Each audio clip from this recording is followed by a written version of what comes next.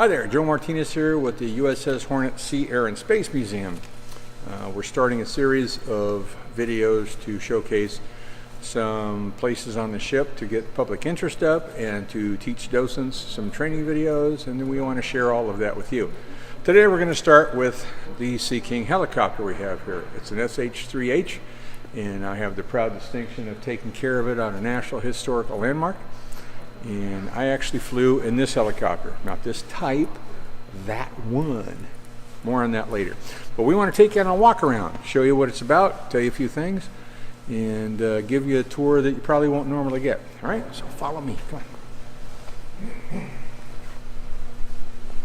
Okay, so the first thing you're probably going to want to know about this is it did serve in the military between 1961 and 1995, with the last mission being the lead helicopter in the movie Apollo 13. So if you saw Apollo 13, this is the helicopter. So that's why it's in this paint job. Okay, it's in the paint job of the same helicopter that did the job for real, but that helicopter unfortunately is at the bottom of the ocean. So when they did the movie, they needed to find something to replace it in the film. They picked our squadron, which was based here, based at that time in San Diego, but I flew it here when it was in HS-85 in NAS Alameda. It's a Sea King helicopter. It started out as an Alpha. The first model is an A, then B, C, all the way up the chain. And since we use the phonetic alphabet, an A model would be an Alpha. Then it got modified into a Hotel, an H model later, and this is what you see before you today. It's a four-man helicopter, anti-submarine warfare. Still has all the gear in it. And it also would have enough room for 3 other guys, so up to 7 people. In the front, you may notice that it has sort of a boat hull. Well, that's because it is amphibious. It could land on the water if it had to. It was an emergency situation for us, but it was designed to be that way. And on the outside of the sponsons, you'll see these gray bags. They're actually blow-down bags that act like water wings. In case we have to shut down on the water, it helps stabilize it. This door right here, if you open it up, that's where all the avionics are, the radios, transponders, and a bunch of other stuff, radar sort of items. All the main equipment is in there, except for the sonar gear, which is in the inside. We'll take you there later. Hover lights and floodlights. There's also some under the sponsons. Those are floods go down, hovers go forward so the pilots can see. And this is where the battery is kept. Big heavy battery. That thing is so heavy and so far forward that if you took the battery out, it would change the CG on the helicopter. You wouldn't be able to fly it. That's what I've been told. All right, as we go around, this is one of those cool things. It was shot for the movie Apollo 13. This is one of the things I'd like to point out to people. We kept this the way it was in the film. You might notice that the head of the knight is pointing the wrong way. Why? Because the movie guy screwed it up. And when we restored the helicopter, I had to go, keep it or fix it. I thought it was a better story to keep it, so it's still wrong. These are the 5 missions that this helicopter represents picked up. Very famous helicopter. Had it not crashed, it would be in the Smithsonian where it should be. Unfortunately, that's not where it's at. 2 of the 4 guys that I used to fly with that I decided to paint on here, Jeff Holland and Doug Keener, good guys. Crazy, the best kind of guys to fly with. All right. I get questions a lot of times from kids as to what all these rescue arrows are for. You may not know what those are for. They point to areas to gain access from the outside.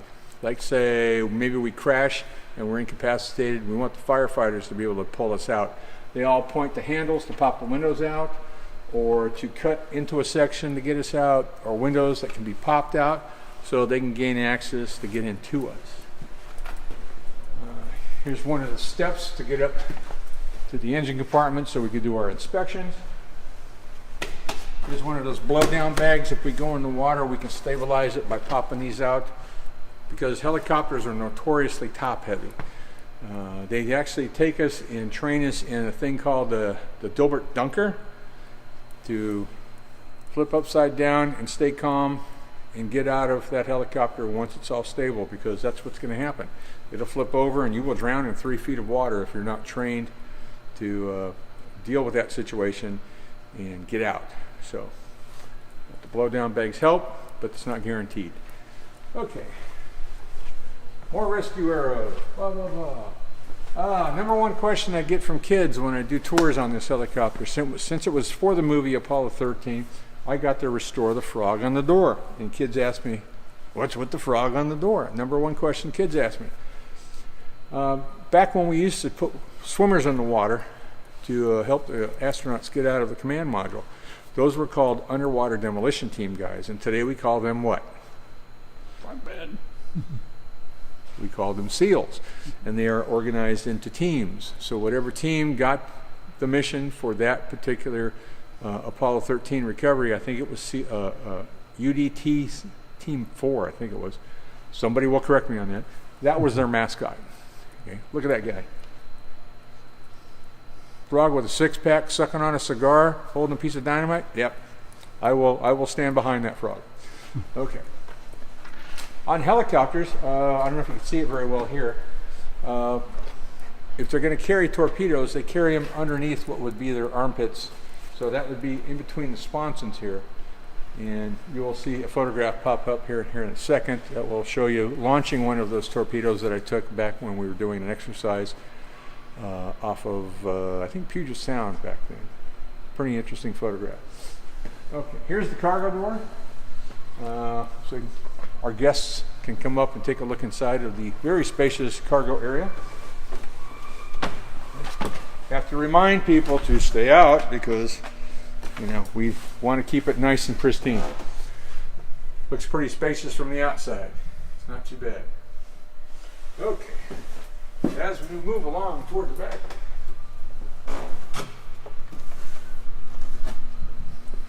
we actually have the jacket of Mr. Casey, whoever that was, that actually flew the helicopter that picked up Apollo 12 astronauts, Glenn Casey. So he donated it to us. Have it proudly on display right outside of the helicopter. Okay, so all helicopters on aircraft carriers have to be able to fold up their blades and fold their tail because space is very, very precious on a helicopter. So you can see two of the blades here coming down the side. See how flexible these things are. They tuck up against the fuselage, and then because there's no power on it, they can droop, which is why we have them tied to the side of the helicopter here. And that pipe coming down back behind the tail wheel there, that is the fuel dump. The rotary rudder blades on the folded sponson here, you can see how big those are. These are just the tail rotor blades. I used to fly Robinson R-22s when I was learning how to fly helicopters. This is how wide the main rotors are on a Robinson R-22. So that'll show you a size comparison between the big and the small. Okay, we're going to walk around the back here. Okay, on the back side you can see the ratchet assembly that the tail rotor would close up, the pin would go out, the linkage for the tail rotor would all come together.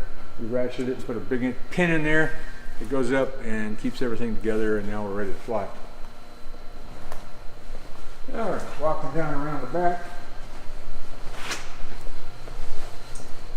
There is a hoist point here for bringing up armament on here. On some helicopters you could put another torpedo there.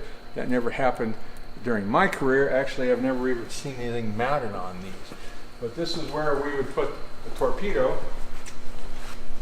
right in here if we were going to take one out and do an exercise or actually go out and try and take care of an enemy submarine.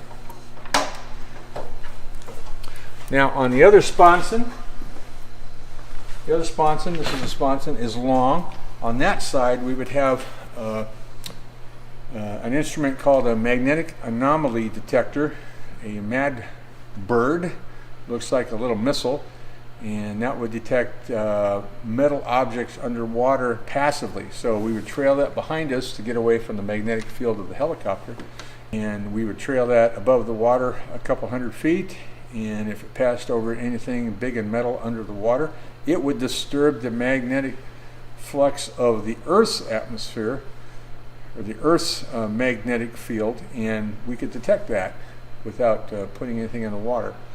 And we took that out because it wasn't used in the movie Apollo 13. That will be mounted on our Command SH2 when it gets ready. On this side, that long sponson, the after part of it, would have a smoke launcher underneath it with a bunch of smokes that we could punch out into the water to mark various events that happen on the water, say a guy that we have to rescue, or the position of a submarine as we detect it and detect it going around in our search pattern. Okay, over here we have one of our ground start electrical ports. This is for the main one, 440 power.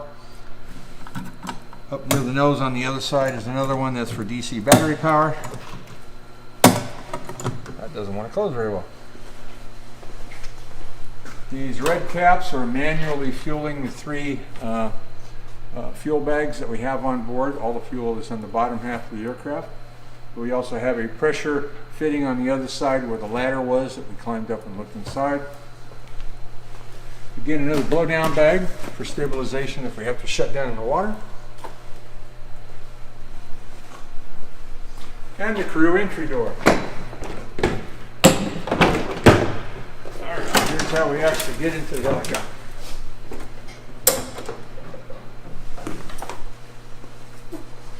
So let's talk about the names that are on this. Now, this is one of those things that when it came to restoring the helicopter, even though it was in the movie Apollo 13, I got to choose who was going to be on the side of the helicopter, and I chose 4 guys that I actually flew with.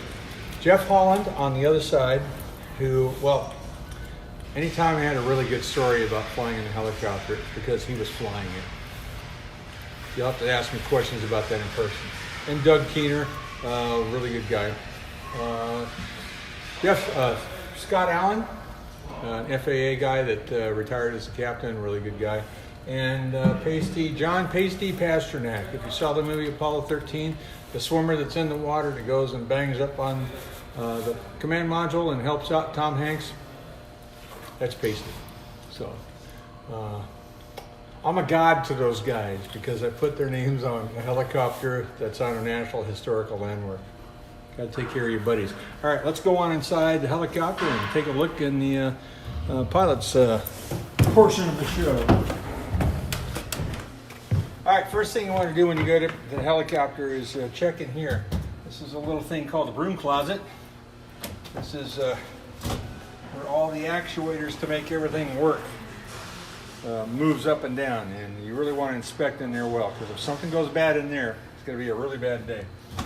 So virtually everybody takes a look in the broom closet. Okay. Also, we have the map case. This is where we usually kept our NATOPS manual. See, there's a little chart board here, and your best friend flying, a relief tube. Okay. That's where you can relieve yourself in flight, not over a housing area, hopefully. And a first aid kit. All right, I'm going to climb in. We'll talk about the flight station next. All right. So, getting into these things, you have to be pretty much a contortion artist. But once you get in them, they're pretty cozy. And this is pretty roomy for a helicopter, trust me. All right, standard stuff. The collective, for those of you that don't know helicopter controls, the collective is what pitches the rotor blades collectively. So that's what allows you to go up and down and hover. And the cyclic operates just like a normal aircraft. You push forward to go down, you pull it back, go up, left and right, blah, blah, blah. In between the two of these, you fly the helicopter. And the rudder pedals are just the same, except you're not actually pushing the rudder, you're pitching the blades on the tail rudder to turn your left and right. And being a certified helicopter pilot myself, the surprising thing is once you get in forward flight, you really don't use the rudder pedals at all. It's one of those unique things about helicopters. But the question I get a lot from people is, Why does the commander of a helicopter fly in the right seat for the most part? Well, especially in the Sikorsky helicopter, it's because Igor liked flying in the right seat. So that's where all the main stuff for the commander is. You'll notice this collective has a lot more stuff on it than that one. And there's more instruments and controllability things over here than the co-pilot, such as the parking brake and the tail lock or the tail wheel. Both sides have a window that you can pop out in an emergency. Okay. All right, the center console, lots of goodies down here. Got the TACNAV computer, that's what we punch all the sonar information into so they can get a big display of what's going on in the tactical situation there. We got some radios. What else we got? TACNAV controls, more sets of radios. This is the armament panel. Automatic stabilization equipment panel. Lets the helicopter hover by itself. Sonar buoy launcher. Let's see, we got the jettison panel, so whatever we want to get rid of in an emergency, we could dump. The hoist, the reel, chaff, buoys, sonar, whatever we need be. Smoke marker launcher. And this is information that we can dial into the torpedo if we were going to launch a torpedo before we launch it. And what else do we have here? We got some more radios, fuel dump. Anything in red or yellow is bad. You don't want to keep your Vulcan grubbies off of those things. Okay, so on the overhead panel we have a number of things, starting with the rotor brake. That will actually stop the rotor head because on the ground with the engines running they will freewheel, and we don't want to have that when you got guys coming in and out of the helicopter. So we put the rotor brake on. The throttles are up here, interestingly enough, and they're all operated just like that, and they've got some electrical components in there, so if those poop out for some reason, we lose a generator, we can operate the engines independently by the emergency fuel selectors and fuel controls here, but that's a direct cable drive right to the engine, so you have to be very careful not to overspeed the engine in that instance. Fire control handles to fire off the fire bottles if need be. Lighting systems and some other cool stuff. Lots of circuit breakers. Lots and lots and lots of circuit breakers. So, okay. And that's pretty much the flight station. Let's go back and explore the sonar control panels and the sonar station. All right, well, welcome to the sonar operator station. This is obviously where we run the sonar and the magnetic anomaly detector to hunt for submarines. Generally, at least with the reserve units that I flew with, the junior crewman generally sat on this side and operated the gear, and the senior crewman would stand over here and operate all of this gear to back him up and back up the pilots. You'll notice that we have a cutout through here so we can look through the panel and see if the pilots need some help or whatever it may be. Anyway, standard stuff you've seen in every submarine movie. This is the actual sonar scope. We're dipping the sonar from 50 feet in the air down to up to 450 feet because we have 500 feet of cable, and that gives us a range that we can raise and lower the sonar to break through different layers in the water to help find the submarine, either passively or actively with pinging. Passively is where we don't do anything, just sit there and listen and observe, and hopefully the submarine will make enough noise for us to find him before we start putting sound in the water and giving away our location, as if he doesn't know where we are anyway. All right, so how does this work? Electronic display, ping, boop, goes out, tries to find a contact in there just like your submarine movies. This is all electronic, but we have a hard copy that we can get off of this little machine here. This is called a multi-purpose display, an MPR. Multi-purpose recorder, sorry. This can record a number of things, but what it does the most is, let's say we have this set from 0 to 1,000 yards. As this goes ping, whoop, it'll burn a line from here, which is you, all the way up to 1,000 yards. And to where this can't make a hard copy, that can. So wherever we come across a target, boop, it'll come across and boop, burn that target there. And as this scrolls up, that's time, and you can start to see the trends here that this guy is slowly moving in closer to you. This doesn't give you bearing but it does give you range. This gives you bearing because you can put the cursor right on top of it and read out bearing and range here. So between the two, you can see what the big picture is. Okay. What the senior crewman does is back him up, and when we get bearing and range here on this keypad, he can plug that in, and it goes right into the TAC-NAV computer and punches up, and the pilots can see what we're getting back here by us transferring it to them. They take care of where they drop sonar buoys, and between that, the big picture, they can control what's going on. A lot of people get freaked out over all the stuff that's going on here. This is a very busy panel. Let me explain what all this is. A lot of it's redundant. Okay, this is radios and ICS. Obviously, the guy on the left-hand side is going to have that too, down here and down here. All these knobs, it's basically one controller to listen to one sonar buoy, but we can listen up to 8. That's why we have 8 of these here. What else is there? This is kind of an interesting unit. When we lower the sonar down via this control into the water, this tells us where the cable is tending. So if we're in a place that the water is moving, it can pull the Sonar Dome, and it pulls it off to the side. We can line this up so that the helicopter will stay right on top of the cable so the sonar doesn't drift. We drift along with it. Okay. Beyond that, pretty cool stuff. This is the how we control all of this up here. We can change the different displays to a waterfall display or a standard scope. So that's the sonar data computer. Standard 8-day clock, some vents, and some lights. So that, in a nutshell, is the sonar operator station. Okay, so before we move to the after station, I want to talk about what's directly behind the sonar operator station, which is the Sonar Dome and the reeling machine, which is what we have right here.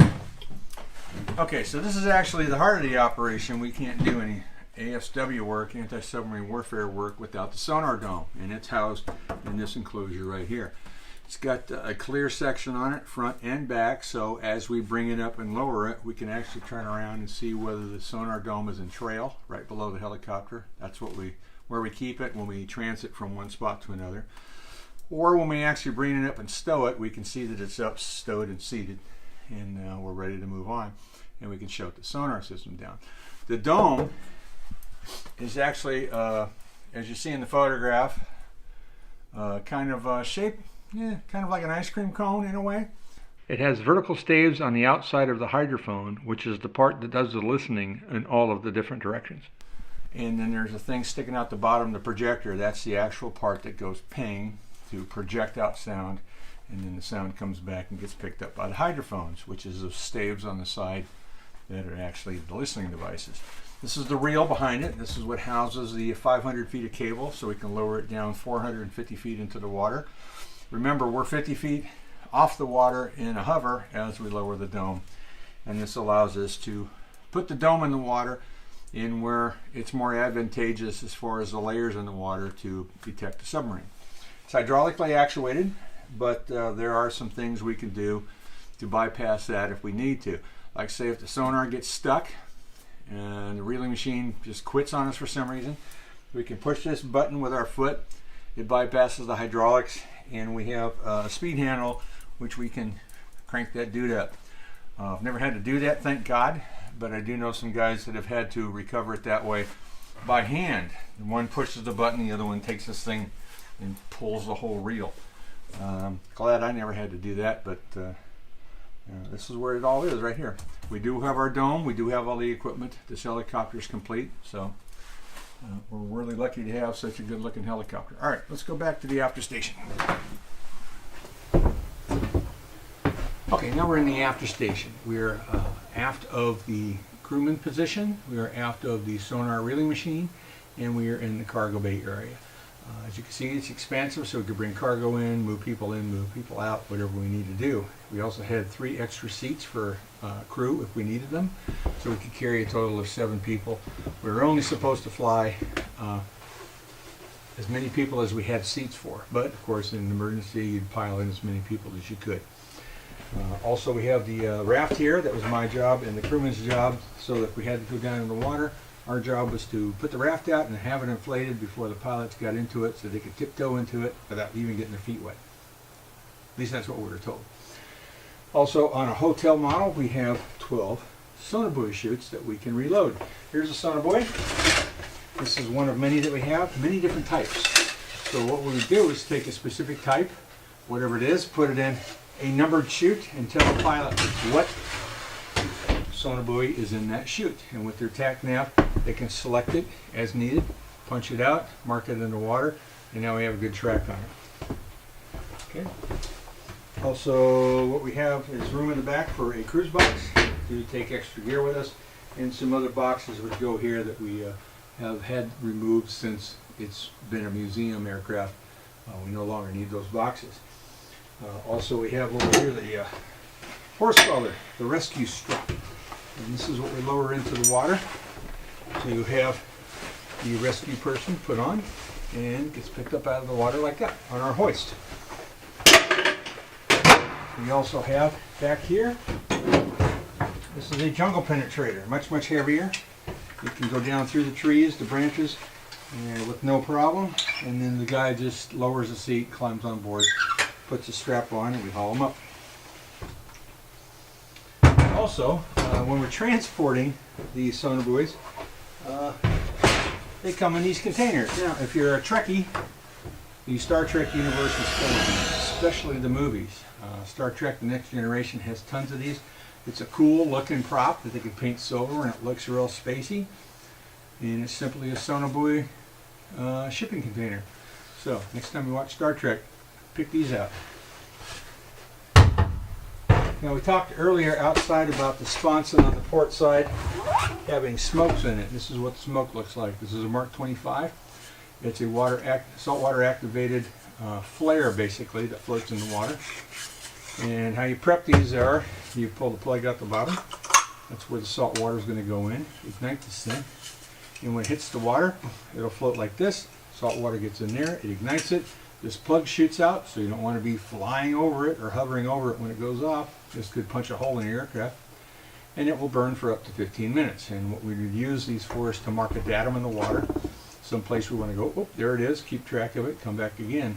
We used them a lot to practice picking up a guy. So we'd punch one of these out and say, that's the guy we want to go rescue, and we'd come back and do patterns and practice over the top of this guy. If we wanted to do stuff for extended periods of time, we would put in a Mark 58, which we have an example of right here. Much bigger. Basically, it's two of the Mark 15s, Mark 25s, I'm sorry, put together. You just open this thing up like a tuna can. There's two right there. Throw it out, and this would burn for up to 45 minutes. Okay, so on this helicopter, all the fuel is below us under the floorboards. So this little hatch here, open this up, and this allows us access to the fuel filters right here. There's 6 of those in case something clogs up. We can change those out because the main fuel, when we get fuel from the ground, comes in through the side.